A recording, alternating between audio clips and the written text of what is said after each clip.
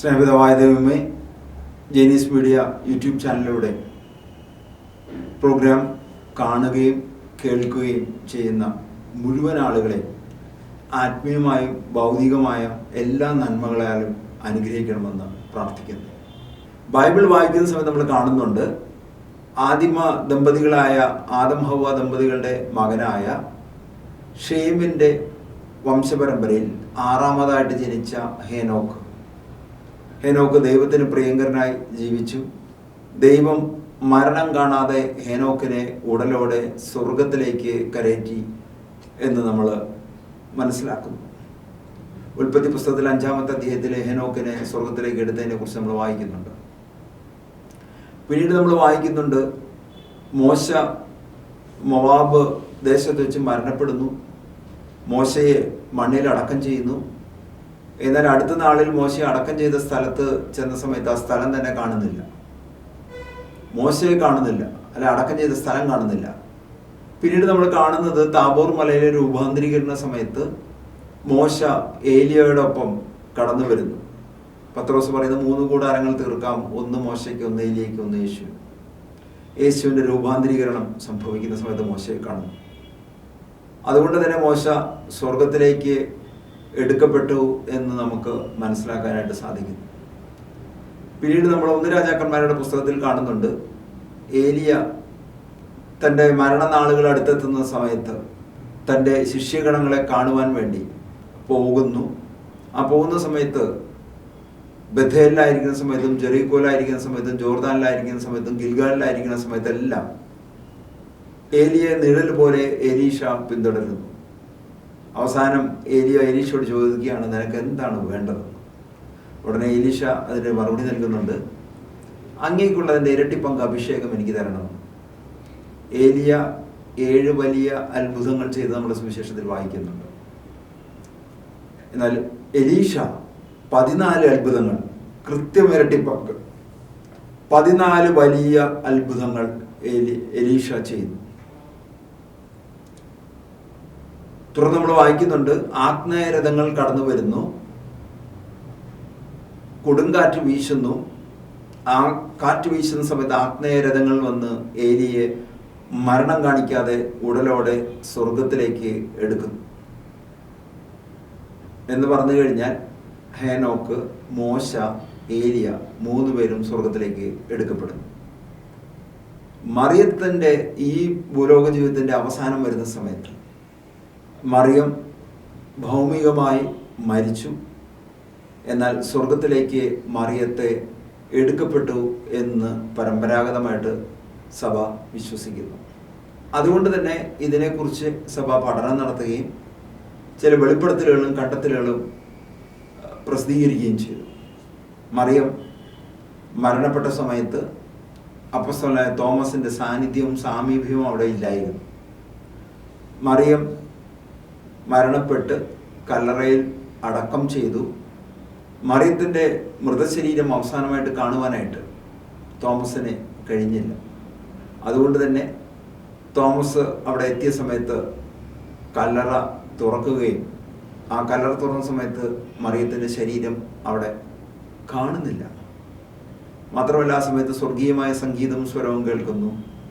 മറിയം സ്വർഗത്തിലേക്ക് എടുക്കപ്പെടുന്ന ദൂതൻ തോമസിനോടും അവിടെ ഉണ്ടായിരുന്ന മറ്റ് അപ്പോസ്തലന്മാരെയും അറിയിക്കുന്നു. അന്ന് മുതൽ പരമ്പരാഗതമായിട്ട് വിശ്വാസികൾ, സഭയിലെ അംഗങ്ങൾ വിശ്വസിക്കുന്നു, മറിയം സ്വർഗത്തിലേക്ക് എടുക്കപ്പെട്ടു. ഹേനോക്കിനെ പോലെ, മോശയെ പോലെ, ഏലിയെ പോലെ സ്വർഗത്തിലേക്ക് എടുക്കപ്പെട്ടെന്ന് വിശ്വസിക്കുന്നു. മറിയത്തെക്കുറിച്ച് സഭ 4 വിശ്വാസ സത്യങ്ങൾ പഠിപ്പിക്കുന്നുണ്ട്. ആ 4 വിശ്വാസ സത്യങ്ങൾ പഠിപ്പിക്കുന്ന സമയത്ത്, ഒന്ന്, മറിയം നിത്യകന്യകയാണ്. മറിയം നിത്യകന്യകയാണെന്ന് പറയുന്നതിൻ്റെ പ്രധാനപ്പെട്ട കാരണങ്ങളൊന്ന്, യെശയ്യാ പുസ്തകം നമ്മളിങ്ങനെ വായിക്കുന്നുണ്ട്, യുവതി ഗർഭം ധരിച്ച് ഒരു പുത്രനെ പ്രസവിക്കുന്നു. ലൂക്കാ സുവിശേഷത്തിൽ നമ്മളിങ്ങനെ വായിക്കുന്നു, കന്യക ഗർഭം ധരിച്ച് ഒരു പുത്രനെ പ്രസവിക്കുക, അവൻ ഇമ്മാനുവൽ എന്ന് പേരിടുന്നു. ദൈവം നമ്മോട് കൂടെ എന്നർത്ഥമുള്ള ഇമ്മാനുവൽ എന്ന് അവൻ വിളിക്കപ്പെടുന്നു. മറിയം നിത്യകന്യകയാണെന്ന് സഭ നമ്മളെ പഠിപ്പിക്കുന്നു. മാത്രമല്ല, ഡോഗ്മാറ്റിക് തിയോളജി, ചോദ്യം ചെയ്യപ്പെടാതെ വിശ്വസിക്കണമെന്നും സഭ പഠിപ്പിക്കുന്നു. മറിയം നിത്യകന്യകയാണെന്ന വിശ്വാസ സത്യം. 2, നമ്മുടെ സുവിശേഷത്തിൽ വായിക്കുന്നു മറിയം നിത്യ കന്യകയാണെന്നതുപോലെ മറിയം ദൈവത്തിൻ്റെ മാതാവാണ്. സ്വാഭാവികമായിട്ടും ദൈവത്തിന് ഒരു അമ്മ എന്നൊക്കെ കേൾക്കുമ്പോൾ തന്നെ അത് ഉൾക്കൊള്ളുവാനായിട്ട് പ്രയാസമുണ്ടാകും. എന്നാൽ സഭ പഠിപ്പിക്കുന്നു പിതാവ്, പുത്രൻ, പരിശുദ്ധാത്മാവ് ത്രിയേക ദൈവം.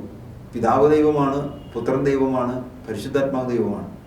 അപ്പോൾ ത്രിയേക ദൈവം ആണ് നമ്മുടെ വിശ്വാസം.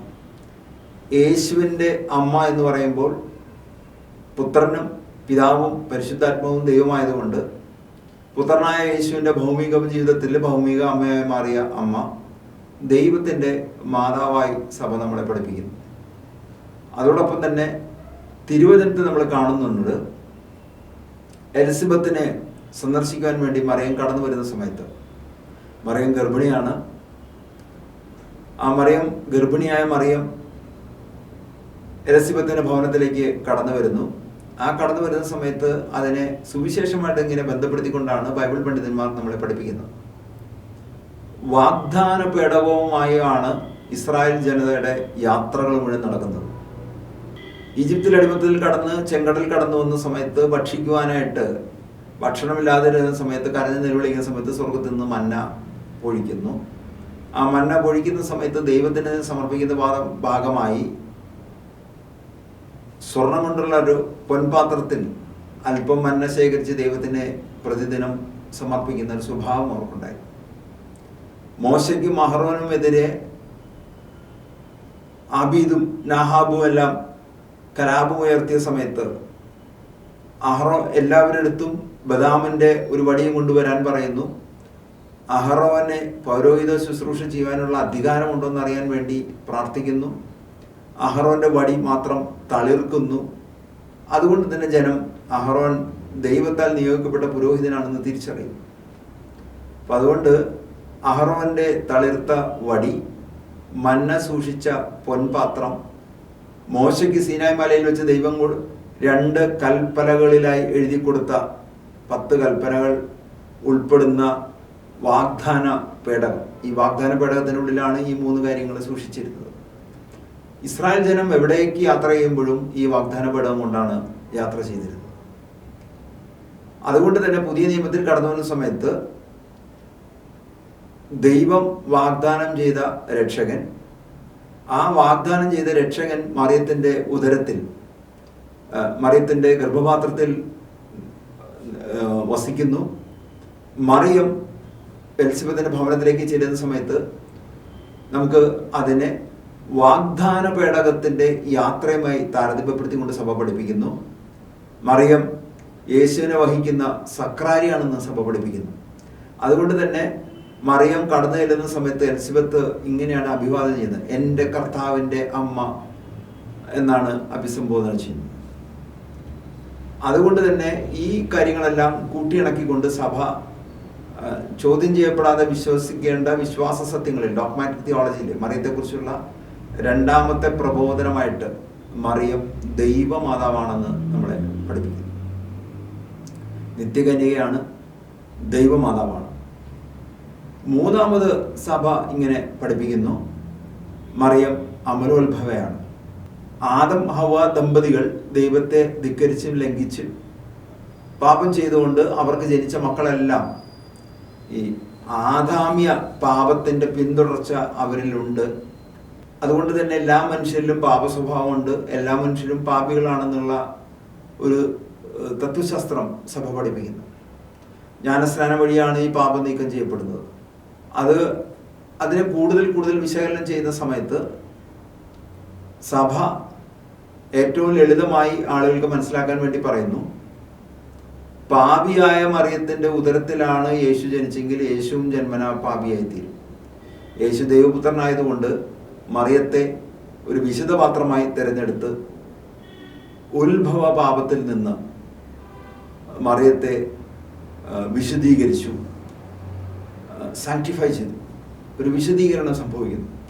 അതുകൊണ്ട് ജന്മപാപം ഇല്ലാതെയാണ് മറിയം ജനിച്ചതെന്നും സഭ നമ്മളെ പഠിപ്പിക്കുന്നു. അതുകൊണ്ട് തന്നെ മറിയം അമലോത്ഭവയാണ്, ഇമാക്കുലേറ്റ് കൺസെപ്ഷൻ ആണെന്ന് സഭ നമ്മളെ പഠിപ്പിക്കുന്നു. മൂന്നാമത്തെ ഡോഗ്മാറ്റിക് തിയോളജി, ചോദ്യം ചെയ്യപ്പെടാത്ത വിശ്വാസം.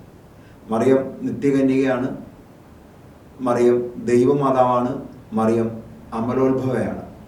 നാലാമത് സഭ നമ്മളെ പഠിപ്പിക്കുന്നു, മാതാവ് മരിച്ചതിന് ശേഷം ഞാൻ നേരത്തെ സൂചിപ്പിച്ചതുപോലെ ഹാനോക്കിനെ പോലെ, മോശയെ പോലെ, ഏലിയെ പോലെ അതിലും ഉയർന്ന സ്ഥാനം വഹിക്കുന്ന പരിശുദ്ധാത്മാവിൻ്റെ മണവാട്ടി, യേശുവിൻ്റെ അമ്മ, പിതാവായ ദൈവത്തിൻ്റെ മകൾ എന്നീ വിശേഷണങ്ങളുള്ള മറിയത്തെ സ്വർഗത്തിലേക്ക് എടുത്തു എന്ന് വിശ്വസിക്കുന്നു. ഭൂമിയിലുള്ള മറിയത്തിൻ്റെ മരണത്തെക്കുറിച്ച് ഡോർമിഷൻ എന്നാണ് പൗരസ്ത്യ സഭകൾ, ഓർത്തഡോക്സ് സഭയിലും ജാക്കബൈറ്റ് സഭയിലും ആർമീനിയൻ സഭകളിലും ഗ്രീക്ക് ഓർത്തഡോക്സ് സഭകളിലും ഒക്കെ പഠിപ്പിക്കുന്നത്. ഇപ്പം മറിയം ഒരു ആത്മീയമായ നിദ്രയിലായിരുന്നു. അതുകൊണ്ട് തന്നെ ആ നിദ്രയുടെ അവസാനത്തിൽ മറിയത്തെ സ്വർഗത്തിലേക്ക് എടുക്കപ്പെട്ടു എന്ന് സഭ വിശ്വസിക്കുന്നു, സഭ പഠിപ്പിക്കുകയും ചെയ്യും. ഈ വാക്കുകൾ ഉപയോഗിക്കുമ്പോൾ ശ്രദ്ധിക്കേണ്ട ഒരു കാര്യം, യേശു മരിച്ചു 3 ദിവസം കല്ലറയിൽ നിന്ന് ഉയർത്ത സമയത്ത് റിസറക്ഷൻ ഓഫ് ജീസസ് എന്നാണ് പഠിപ്പിക്കുന്നത്, അല്ലെങ്കിൽ യേശുവിൻ്റെ സ്വർഗാരോഹണം എന്നാണ് പഠിപ്പിക്കുന്നത്. എന്നാൽ മറിയത്തെക്കുറിച്ച് പറയുന്നത് അസംഷൻ ഓഫ് മേരി എന്നാണ് പറയുന്നത്, അല്ലെങ്കിൽ അവർ ലേഡി ഓഫ് അസംഷൻ എന്നാണ് പറയുന്നത്. അസ്യൂം എന്ന ഇംഗ്ലീഷ് പദത്തിൻ്റെ നൗൺ ഫോം ആണ് അസംഷൻ എന്ന് പറയുന്നത്. അല്ലെ, മറിയം സ്വർഗത്തിലേക്ക് എടുക്കപ്പെട്ടു എന്ന് ആരോപിക്കപ്പെടുന്നു അല്ലെങ്കിൽ അനുമാനിക്കുന്നു എന്ന് വേണമെങ്കിൽ അതിനെ മലയാളത്തിലേക്ക് വിവർത്തനം ചെയ്യാം. അതുകൊണ്ട് തന്നെ മലയാളത്തിൽ പറയുന്ന സമയത്ത് മറിയത്തിൻ്റെ സ്വർഗ ആരോപണം എന്നാണ് പറയുന്നത്. സ്വർഗ ആരോപണം, ആരോഹണമല്ല, ആരോപണമാണ്. യേശുവിനെ കുറിച്ച് പറയുന്ന സമയത്ത് ആരോഹണം എന്ന് പഠിപ്പിക്കുന്നു, മറിയത്തെക്കുറിച്ച് പഠിക്കുന്ന സമയത്ത് സ്വർഗാരോപണം എന്ന് സഭ പഠിപ്പിക്കുന്നു.